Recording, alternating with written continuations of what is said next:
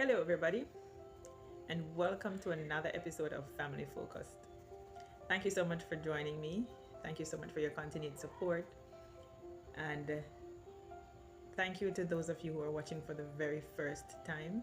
You know what to do: like, subscribe, and share this video with somebody you know may need to hear or may be interested in what I have to say. Thank you to those of you who've been watching, who've been supporting, who've been liking, who've been sharing. Thank you so much. And I look forward to this continued journey with you. And I have adopted something from Kalila Reynolds, on my channel where let's get this money. Yes. And in order for me to get this money, guys, I need you to subscribe and to like my videos and to share my videos as well. Now, on this episode, I think this topic is very interesting. I want to talk about the Miss Kitty phenomena. Yeah, the Miss Kitty phenomena. Because there's something going on there that I don't think the general public realized or realizes. I hope that was correct.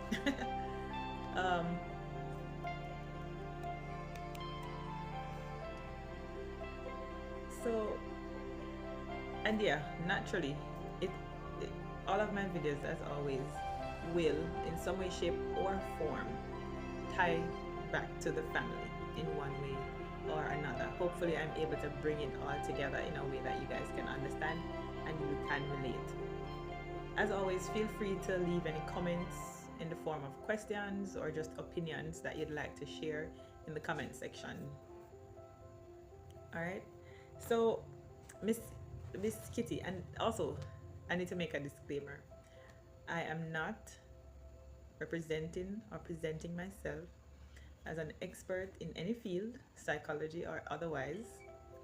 I'm just here sharing my opinion, my experiences, and in some cases lessons learned, and the way forward. Okay, so now that that is out of the way, I'm not a what like you have the beehive, what do you call? Oh, I'm not a fluffy diva in the sense that I'm not a part of the Miss Kitty fan base. In so much, I'm not a dedicated consumer of her work, but I have, through the various social media platforms, at one time or another, have had the pleasure or displeasure, I don't know, of listening to and hearing her work. The first thing I'd like to point out is what I have picked up just from her conversations, and also I think I did watch an interview that she did. I believe it was on All Angles. I'm pretty sure it was the one that she did on All Angles, where she speaks of her mom as her major support system. And so from that, I deduce that she wasn't as close with her father. I'm not sure to what extent her relationship goes with her dad. She did mention him in the interview, but briefly, not as like a staple in her life or any great influence or noteworthy influence on her. And that's what I picked up from her interview. So it's safe to say, or to assume from that she didn't have a very, wholesome relationship with her father. I'm also going to go out on a limb again and say that the relationship between her mom and her dad might also not have been a very healthy relationship. And as a result of that, she made some decisions mentally in terms of um, her future and what she would like for herself, and what she intends to stay clear of, based on my deduction and assumption of what she may have experienced in her life with her relationship with her dad. And so that could potentially be her motivation for the material that she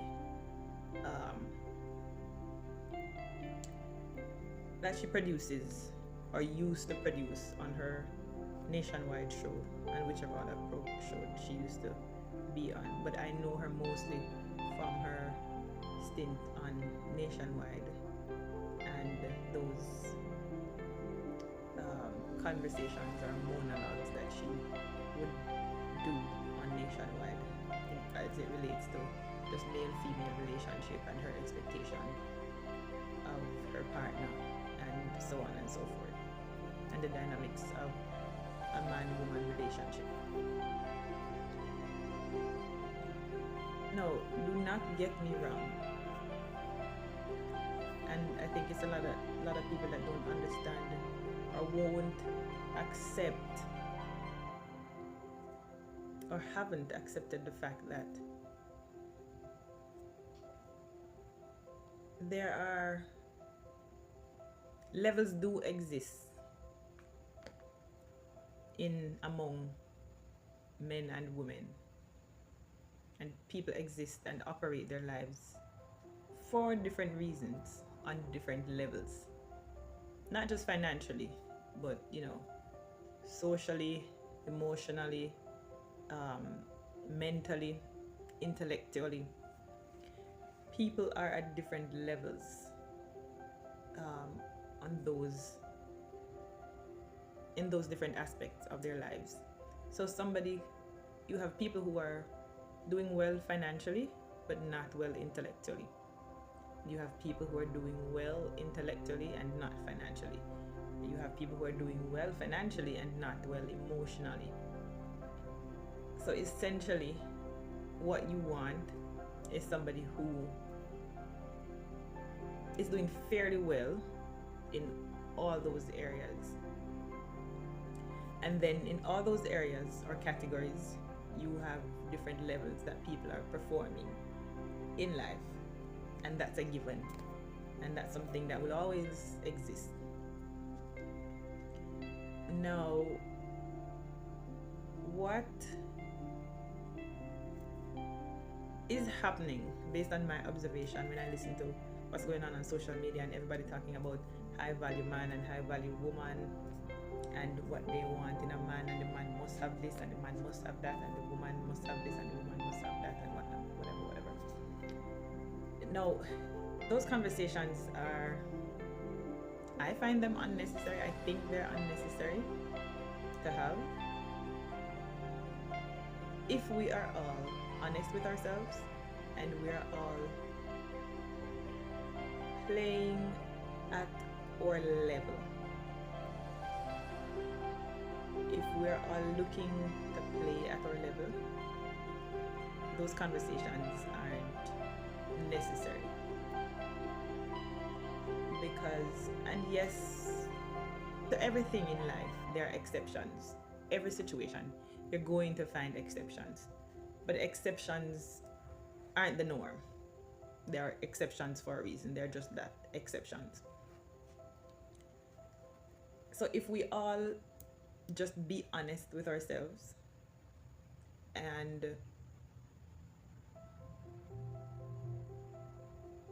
just play at the level that we know we're qualified to play at, If we all just do that, all those conversations about high value man and high value woman and what a man must have and a woman must have is irrelevant, becomes irrelevant.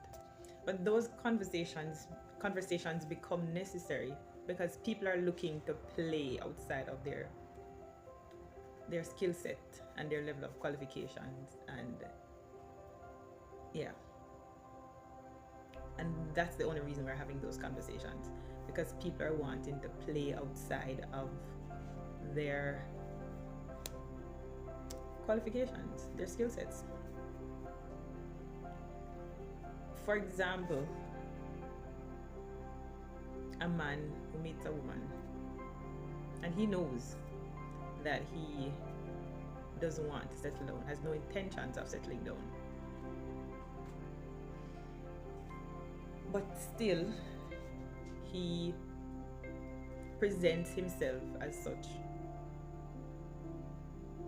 knowing fully well that he doesn't want, that's not what he wants. So that relationship is not going to, will never go anywhere, because the woman is looking for long-term relationship, family, long-term settling down, foundation building type of relationship, while the man is not there, but he's presenting himself as being there. So right there you have two people going in two separate directions. So that's not going to work. And two people playing outside of their skill set or qualifications, those aren't the two appropriate terms for that. But yeah,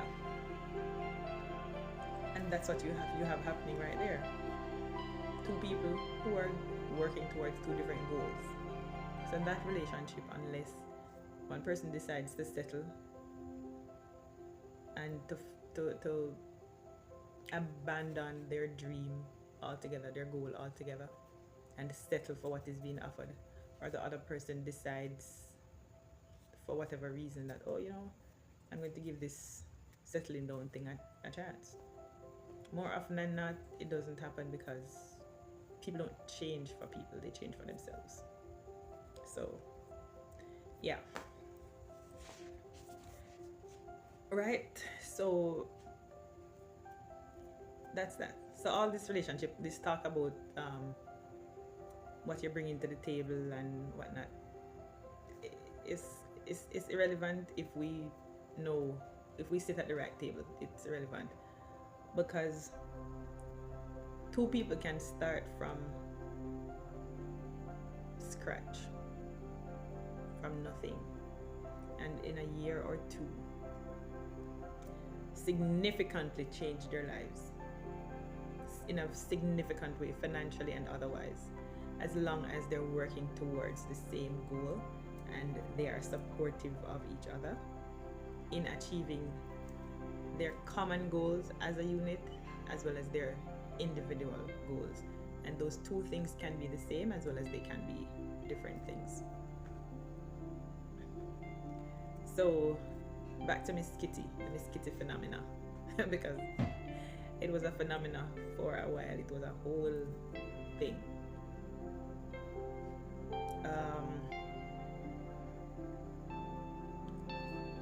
So the psychology behind that whole Miss Kitty persona, and again, this is just my belief, my observation, and my deduction. The psychology behind it is that Miss Kitty has goals. She has aspirations. She wants to go places. She wants to live a certain life. She wants to. And somewhere along her journey, she made a decision that in this lifetime, before she leaves this earth, she's going to realize these dreams and live these goals, and she's going to be somebody. She made up her mind, and that's fine. That's very admirable of her, because few of us can do that or will be able to accomplish that. Now, what Miss Kitty did, and don't take this in a negative way, but what she did is that she used the public to fuel her. She used the public as her accountability partner. She used the public as her for different things in the different phases of her life. For example, when she was just starting out and she was fat and she was, she created a brand and she sold it, Fluffy Diva. And the public and people who identified with her physically and just what she was saying took it on, and they rallied behind her, they rallied around her, so they supported her in that phase of her life. She built her confidence, she built her brand, she gained experience, and she was working on her plan. Nothing wrong with that. And she used the public to do that. And moving on, to move on. I mean, I don't know her journey. I watched the interview, but I don't remember most of it. I don't know her journey in terms of the in-betweens. I only know, the big standout parts of it, like her Fluffy Diva image, and then there's the talk show era where she came out with her, man must have money and she not treat no, boyfriend or husband treatment, and she not this and not that, and the amount of money that it costs to do certain things, and that whole thing. So what she did with that as well, this is where she used, so initially she used the crowd with the Fluffy Diva persona. She used the crowd to build her confidence. She created a brand, she used the crowd to build her confidence and to sell the idea, and so she felt more comfortable in that space. And moving on to whatever happened between the Fluffy Diva brand image era and when she landed on Nationwide, something happened between those two landmarks, and she decided that she was going to change. When she got to Nationwide with that daytime talk show, she used the public as her accountability partner. So she had millions of people holding her accountable. How did she do this? Because she came out and she spoke publicly about the things she will and will not accept. So as a result of that, she had to live up to it. She had to hold the standard, because now she has put all these things out there, and she has the entire nation and people from other countries holding her to that standard. So she had no choice but to live up to that standard. So she had millions of people being her accountability partner without them even knowing it. And that's the psychology behind it. So a lot of times when you see people, even me, when you see people, hear people on programs talking and giving advice and sharing things and just talking, the only difference between you and them is that they are bold enough or confident enough to step out and share their story, or to put their face out there, put their voice out there. That's the only difference, because a lot of times, just like you and I, they're on their journey and they have things that they're struggling with and they're working through and they're growing out of. So one of the easiest things or easiest ways for Miss Kitty to have had done that was to put it out in the public sphere. And so that way she had to live by those standards. So she had the entire nation being her standard bearer and her accountability partner. Unbeknownst to them, as they thought that Miss Kitty was just I'm sure a lot of people thought she was just providing entertainment, but it was more than that for her. It was way more than that for her.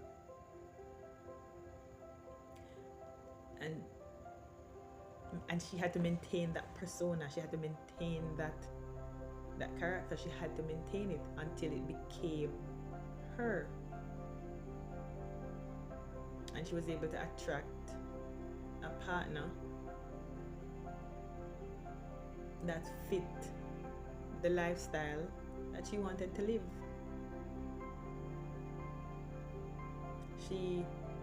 And during all this time, she was doing work behind the scenes. And the work I'm referring to is going to school, getting her law degree, going to law school, and doing all of what she did. That all of that was going on behind the scenes. No, that is the part of it that I was a little disappointed in her about. And I may be wrong about this because, as I said, I'm not a consumer of, I'm not a Miss Kitty fan. I'm not. I'm not one of those, yeah.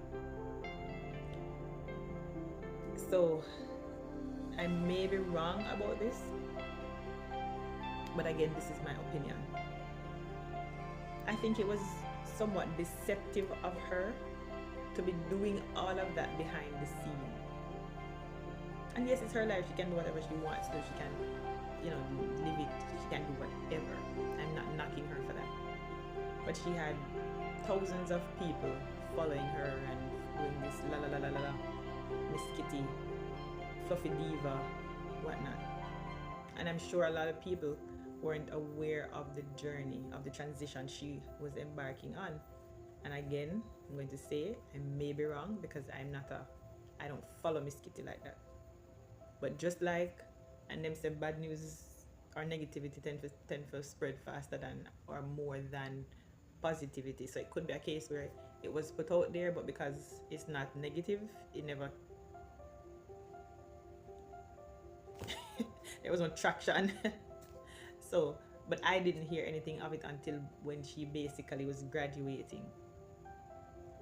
And personally, I think that if you have people eating out of your handmill and following you and your fan club, if you are elevating yourself, I believe that is something that you should have also shared. That journey is something that you should have also shared. I mean, you don't necessarily have to come out and talk about it and give them every detail or whatnot, but I feel like the decision to do that and the journey, and yes, I'm sure the fact that she did it and she came out and said it after the fact, it might have inspired a few people, and people are probably set on a new trajectory today or on a new path today because of her and because of that. But I felt like it is something that she should have been more open because of just the positive nature of it. I feel like it's something that she should have been more open with and brought her fans into more, just because of the potential impact that it could have on the people that follow her. Yeah. So that's how I felt about that. That's how I felt about that.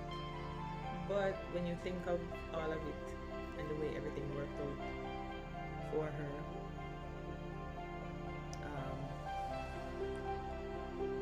she used the public to get to where she is, not in a negative way on her path, not in a negative way, because them say when life give you lemons, you make lemonade, and they also say that life is what you make it. So, and that's, she has done an excellent job of demonstrating those two things to us. Yep. That's the Miss Kitty phenomena. And no, everybody, even myself, to some extent, is now so engrossed in her journey because it almost seems like a Cinderella story. Would it be Cinderella? Maybe a Snow White? I don't know. One of those fairy tales. It almost seems like a fairy tale, the way everything just happened. And, she got her prince at the end of the day. And so now everybody, or most people, and the fact that she's now CVM, because it's like it's the Miss Kitty show. it's not CVM at sunrise, it's the Miss Kitty show. I believe we're all excited to see the journey and how it progresses. And I mean, we wish her all the best. We're happy for her and the example that she has set. There's a saying that says every heart know them own sorrow. And I wish her nothing but happiness, and I wish her all the best, for her family. But that's just my deduction of her journey from Fluffy Diva to Nationwide.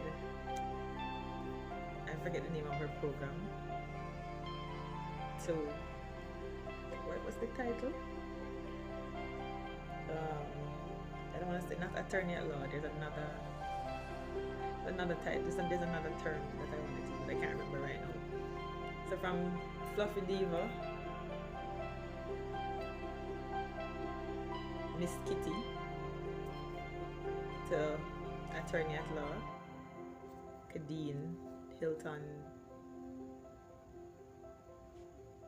I don't remember what the man's last name. I don't remember his last name. Mrs. Ian, because I can't remember his last name. So so that's her journey, and it's an interesting one to say the least. It's an interesting one. It's a positive one, and all things considered, you've done well, Kadeen, and we wish you all the best.